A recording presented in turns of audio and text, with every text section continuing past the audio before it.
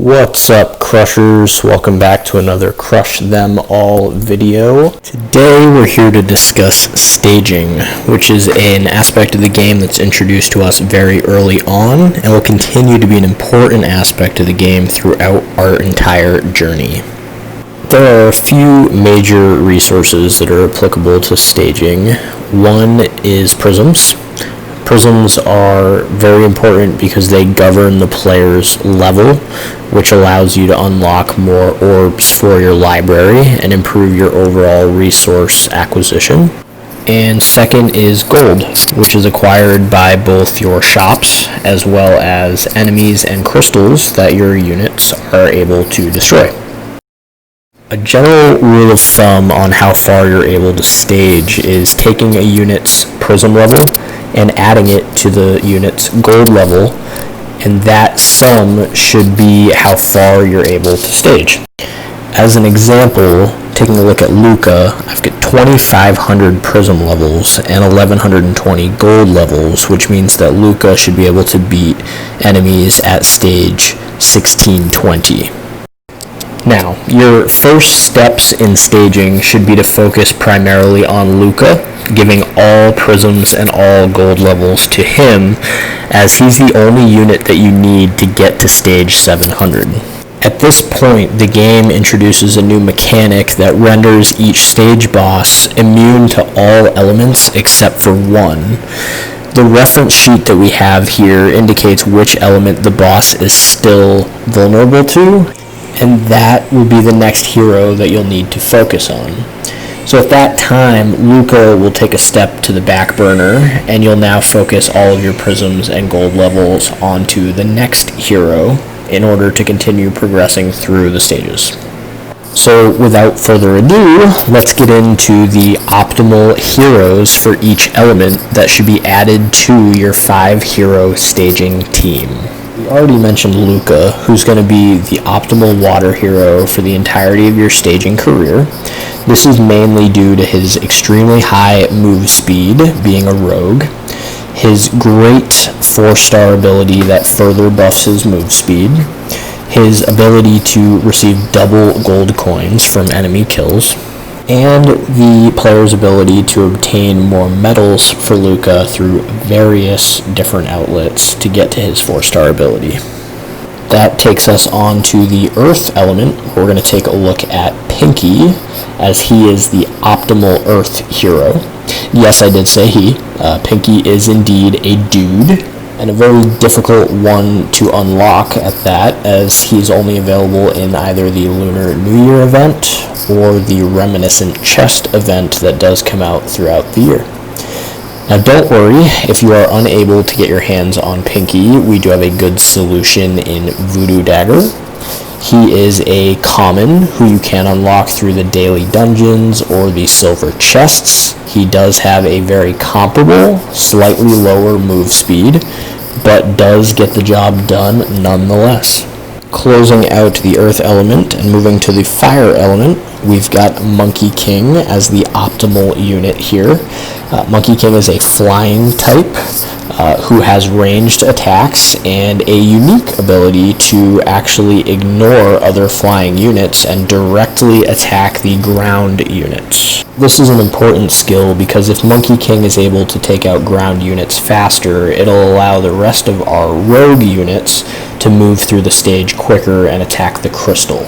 Monkey King is relatively easy to obtain, but we do have a couple alternative solutions with Jasmine. She does have a higher move speed than Monkey King, however is not able to attack at range, which makes Monkey King slightly more efficient in the grander scheme of things. We do have a third option in Scud, who is one of the best units in the game as far as arena goes, so I do recommend unlocking him as quickly as you can. If you are able to purchase the starter pack bundle for Scud for $5, I do recommend that purchase as it's a very high value investment. If you are not able to purchase that bundle, you can get Scud in the Sorrow Crusher chest, which I will cover in one of my guild boss event videos coming up. That takes us on to the light element, where we will start with Hikari, who is the optimal light hero. It is important to note that Hikari is only the optimal light hero if he is 4-star evolution or higher. There is a starter pack similar to Scud that is available for Hikari for $5. I do also recommend the purchase of this if you are able. If not, you can still get Hikari as a free-to-play player. If you do not yet have Hikari, Light Knight is a very feasible option, as he is a common hero that you can obtain through doing the daily dungeons. He does have a high move speed, similar to Luca and our other rogues. However, he's not able to buff the entire team move speed like Hikari can, making him slightly less efficient. As a third option, we do have One Eye, who is available from his own Crusher chest. He has the same move speed as Light Knight, however, like Light Knight, is slightly less efficient than Hikari due to the team buff ability Hikari is able to offer. Now, for our final and my personal favorite element, Dark, we've got Kasume, who is also available in a starter pack bundle for $5. She is a phenomenal unit who moves very fast, gets ×2 gold, similar to Luca, and has a unique ability to teleport behind her targets, including the crystal, which will allow her to very quickly move through stages on her own.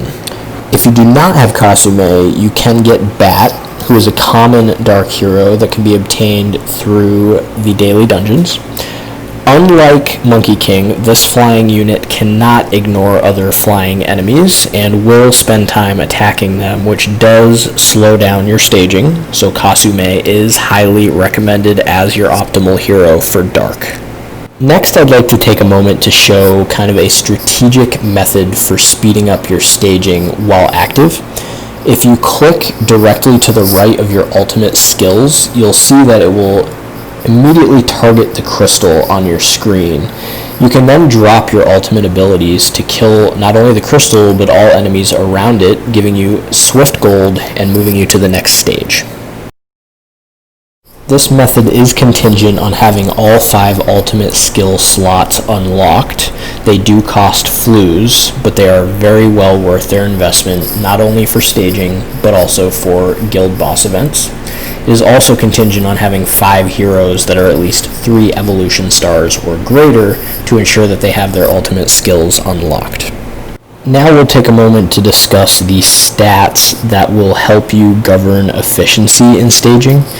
Game speed, move speed, chance to skip stage, and head start are all great ways to expand on your efficiency to stage. Those are all stats that can be improved through artifacts, which I'll cover next. We'll start with the Undead Samurai. You can obtain the flip-flops of speed, the cloak of speed, and the samurai helmet. These do take some time to get, so be patient or reference my video on guild boss events. We then have an artifact that helps you skip stages in the Astro Gem, which is obtained through the Astro Lab event.